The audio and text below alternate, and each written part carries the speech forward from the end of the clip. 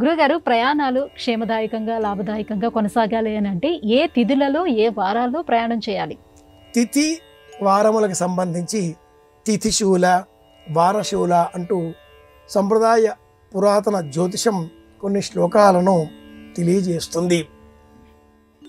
తిథి కంటే కూడా ప్రత్యేకంగా వారానికే ప్రయాణాలకు సంబంధించిన నియమాలను ఈ శాస్త్రం సూచిస్తుంది.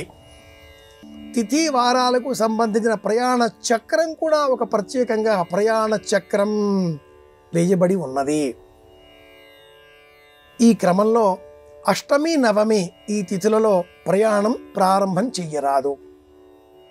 ప్రయాణం చేసినది మొదలుగా 9వ రోజున తిరిగి ఇంటికి చేరరాదు.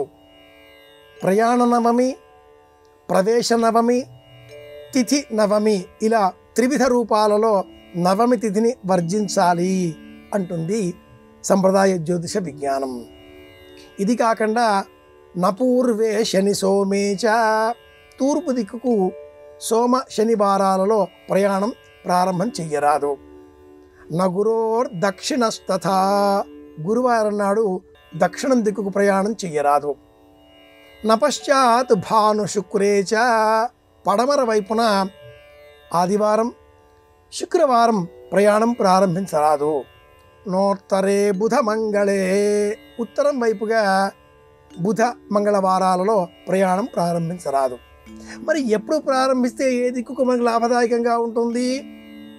అంగార పూర్వే గమనేచ లాభం తూర్పు దిక్కుకు మంగళవారం నాడు ప్రయాణం అయి వెళితే లాభం. సోమేశ నిర్దక్షిణమర్ధలాభం సోమవారం శనివారం దక్షిణ దిక్కుగా ప్రయాణమై వెళితే లాభం.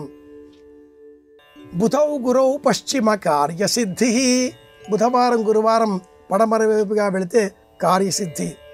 రవౌ భృగౌ చోత్తర ధాన్యలాభం ఉత్తరం వైపు ఆదివారం శుక్రవారం ప్రయాణమై వెళితే ధాన్యలాభం. ఇలా ఈ సందర్భాలన్నీ కుదరనప్పుడు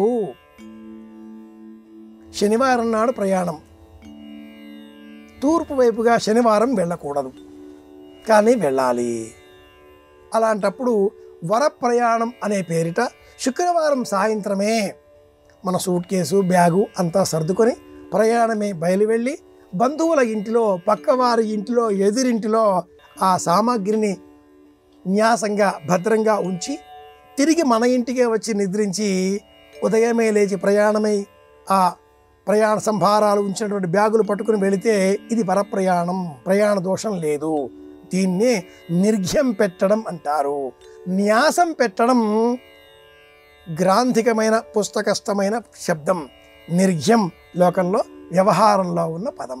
ఇది ప్రయాణానికి సంబంధించిన జాగ్రత్తలు తీసుకోవలసిన